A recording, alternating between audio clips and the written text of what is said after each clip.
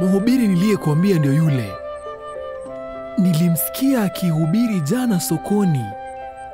Rafiki, kwa nini unasimama kwenye soko na kuhubiri kwa nguvu sana kuhusu Mungu wa rehema?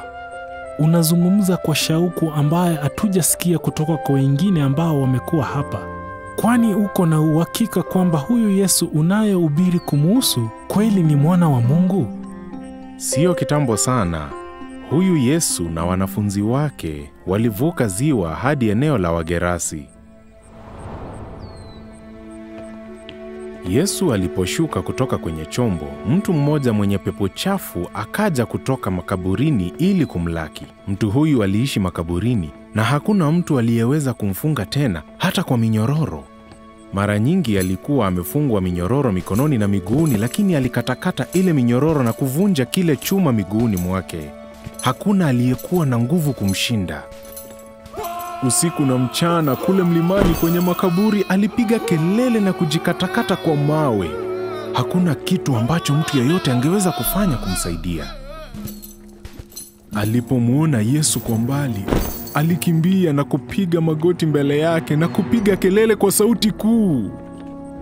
Unataka nini kwangu Yesu? Yesu mwana wa Mungu aliye mkuu. Apa kwa Mungu kwamba hutanitesa. Apa kwa hilo tafadhali usinitese. Toka kwa mtu huyu, we pepo mchafu. Jina lako nani?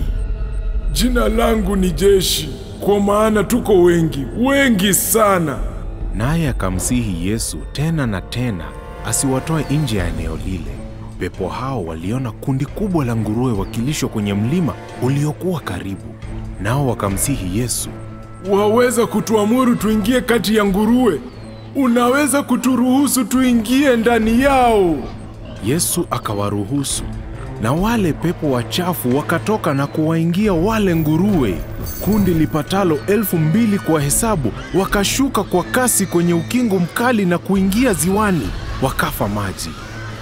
Wale wachungaji wakakimbia na kueneza habari hii katika mji na mashambani, na watu wakatoka kwenda kuona lililotokea. Walipofika kwa Yesu, wakamwona mtu yule aliyekuwa amepagawa na jeshi la pepo ameketi pale, amevaa nayuu mwenye akili timamu. Wakaogopa. Kisha watu wakaanza kumsihi Yesu aondoke katika eneo lao. Yesu alipokuwa anapanda chomboni, yule mtu aliyekuwa amepagawa na pepo akamwomba aende pamoja naye. Yesu hakumruhusu, bali alisema, nenda nyumbani kwa jamaa yako na uambie ni mambo gani Bwana amekutendea na jinsi amekurehemu. Mtu yule akaenda zake, akaanza kueleza habari huko Dekapoli juu ya mambo makuu Yesu aliyomtendea, na watu wote walishangazwa sana na hadithi yake.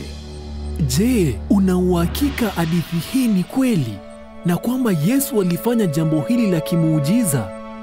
Kwa sababu mimi ndiye Yesu alimwonea huruma kwa kuwatoa hao pepo. Nataka kila mtu ajue kile ambacho Yesu amenifanyia na kile anachoweza kuwafanyia kwa nguvu zile zile nilizoshuhudia. Sasa sema, ungependa kusikia mengine zaidi?